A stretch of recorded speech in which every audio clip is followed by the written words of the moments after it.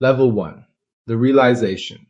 You're 52 years old. It's a Tuesday, and you're on the bus home from work, the same route you've taken for 11 years. You're not thinking about anything in particular, and then, out of nowhere, you do the maths.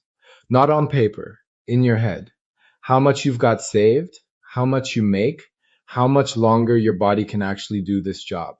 And the number that comes back makes your stomach drop. Because the answer is, you're going to be doing this at 70, maybe 72. Maybe you never fully stop. You look out the window at a man older than you in the uniform of a job he probably hoped he'd have left by now, and you think, that's me in 15 years. And you are not alone in that thought. A 2026 survey found nearly 4 in 10 workers now expect to retire at 70 or older, or never at all. A third of them give the same brutal reason. They simply can't afford to stop. So if that quiet dread just showed up in your chest, you're not broken and you are in a very crowded boat. But here's what I need you to know before we take one more step. Working forever is not a life sentence. It's a maths problem, and maths problems have solutions. Stay with me, because by the end of this, you're going to see exactly where the trap is and the specific way out, even starting late. Level 2, the trap. Here's why just work longer feels like the only option, and why it's a trap dressed up as a plan. Think about how your money actually works right now. You trade your hours for money. You show up, you work, you get paid, you spend most of it living, and then you do it all again. Your income has exactly one engine, and that engine is you. Your time, your body, your Monday mornings. And the problem with that engine is simple and cruel. It runs out. Your time is the one thing you cannot make more of. So when someone says just work a few more years, what they're really saying is feed the machine with more of the one resource that's already running low. You've felt this. You get a bit older, the work gets a bit harder, the recovery takes a bit longer, and the finish line keeps sliding away, like a horizon you walk toward that never gets closer. That's the trap. It's not that you're lazy or bad with money, it's that you've only ever been handed one tool: sell your hours. And that tool has an expiry date built in. Working forever isn't a choice you made. It's what happens by default when nobody shows you the other tool. And there is another tool. Level 3, the question that changes everything. For 20 years, I asked the wrong question. I asked, when can I afford to retire? And that question terrified me because the answer always felt like never. Then one day I swapped it for a different question, and everything shifted. The question isn't when can I stop working? The question is, when does working become optional? Those are two completely different targets. Retiring means your income drops to zero and you live off a pile of money and pray it lasts. Terrifying. But work becomes optional means something gentler and far more reachable. You reach a point where your bills are covered whether you clock in or not. Work stops being a sentence and becomes a choice. Quick thing before the good part. If this reframe is landing, tap subscribe. I break money down like this for people who started late. Okay, you might still work, but you'd be working because you want to, on your terms, able to walk away from the bad boss, the double shift, the job that's grinding you down. So how do you make work optional? You build a second engine, one that doesn't run on your time. Level 4, the first piece. The second engine has a boring name, an asset, but picture it as a small machine you own that makes money without you. Not your hours, its own. And here's the part that matters for you. Starting late with not much. You don't build the whole machine at once. You build one piece. The day you get paid, you move a small amount, whatever you can genuinely spare, into that machine before you can spend it. Automatically. Before the bills, before the fun. I started with a small amount every month. And I'll be honest, at 43, it felt almost pointless. Like it couldn't possibly matter. But that first automatic transfer was the first time in my life my money worked a shift I didn't have to. That's your first freedom dollar. And a freedom dollar is different from a normal dollar. A normal dollar gets spent and it's gone. But a freedom dollar goes into the machine and starts making more freedom dollars. You put it somewhere, it grows. A cheap basket that owns a tiny slice of thousands of companies so it earns while you sleep, and you leave it alone. One small piece, on automatic. That's the whole start. Not heroic. Boring. Boring is what works. Level 5. The freedom number. Now, the moment it stops being scary and becomes a target you can actually see, everyone throws around a giant, paralyzing number. You need $1 million, and that number makes you quit before you start, because a million feels like another planet. But work optional doesn't need a million. It needs a much smaller, much closer number, the amount that throws off enough to cover your basic bills. Here's the rough idea in plain English.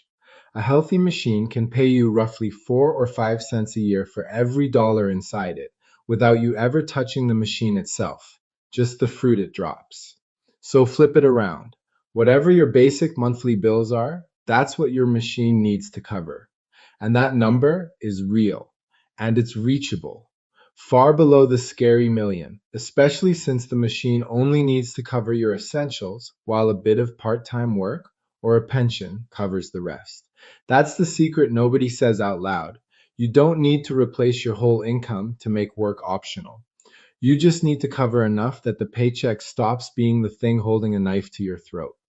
When I first worked out my number, I actually laughed. Not because it was small, but because for the first time it was a number instead of a fog. You can't walk toward a fog. You can walk toward a number. Level 6. The doubt. I won't pretend this part is clean. Somewhere in here, the machine gets tested. And so do you. The market drops. You open your account, and the machine is suddenly worth less than you put in, and every instinct screams to rip it open and save what's left. Or the quieter enemy shows up. The voice that says, "You started too late. This is for younger people. Why even bother?" This is the exact moment most people quit. They crack the machine open, or they stop feeding it, and they quietly go back to accepting they'll work forever. I nearly did it myself in a bad month when the number went red and the doubt was loud. Here's what got me through, and I want you to hold on to it. A drop isn't a loss unless you sell. The machine didn't break, it went on sale, and your automatic transfer that month bought more of it, cheaper. And that voice saying you're too late, you're not racing the 25-year-old. You never were. You're racing the version of you who does nothing, the one who accepts the sentence. And against that person, every dollar you keep in the machine is you pulling ahead. The people who make work optional aren't the ones who never doubted. They're the ones who kept feeding the machine through the doubt. Level 7. The day it shifts. It doesn't happen with fireworks. There's no bell.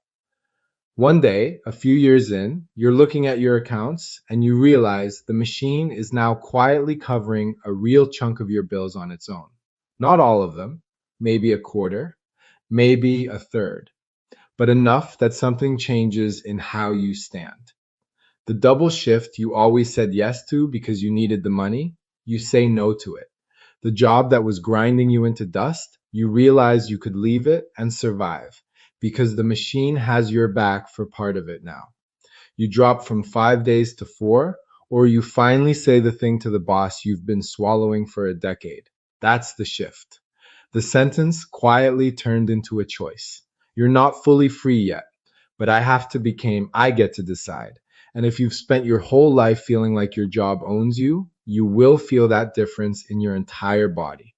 That's the machine doing exactly what it was built to do.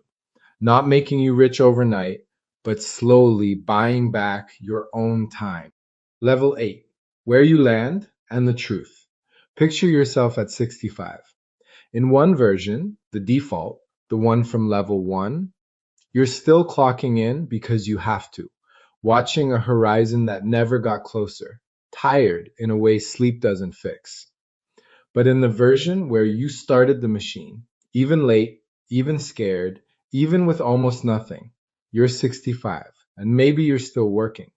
But here's the difference, and it's everything.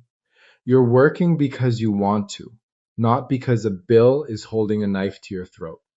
You could stop, you choose not to, or you choose to do less on your own terms. And here's the honest truth I'll leave you with, because I promised you honesty. Building the machine didn't make work vanish from my life. That was never the goal. And anyone who sells you never work again is selling you a fantasy. What it did was quieter and bigger. It took the fear out. It turned trapped into chosen. You didn't escape work, you escaped the trap. And that was never really about money. It was about being able to look at your own future without your stomach dropping. So do the one thing that starts it. Today, move one small amount into the machine automatically and let it begin buying your time back. Quick, honest note. I'm not a financial advisor, and this isn't financial advice. It's the idea, the way I dug myself out. So take it to your own life and do your own research. If this took even a little weight off your chest, subscribe and stick around. I'm always adding to the library for people who started late and refuse to give up. And tell me in the comments, what would you do with a life where work was finally optional? It's not too late. Let's